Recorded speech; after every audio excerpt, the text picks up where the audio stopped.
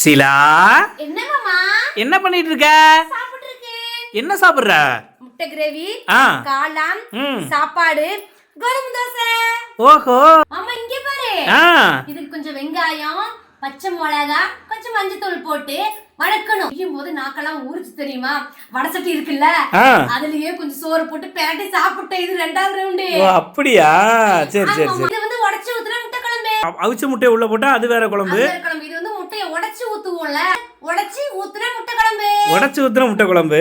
சரி சரி சரி. இது சாப்பாடு. ம். இது கோதுமை தோசை. நர்ஸ் சொல்லிருக்காங்க 3 நேரம் சாப்பாடு எடுத்துக்கணும்னா 1 நேரம் சாப்பாடு எடுத்துட்டு மீதி டைம்ல வந்து கோதுமை தோசை, கோதுமை சப்பாத்தி இந்த மாதிரி வந்து ஃபுட்டு சாப்பிடணும் அப்படின்னு சொல்லியிருக்காங்க. அதனால நான் இப்பெல்லாம் அதிகமா சாப்பாடே சாப்பிடறது இல்ல மாமா.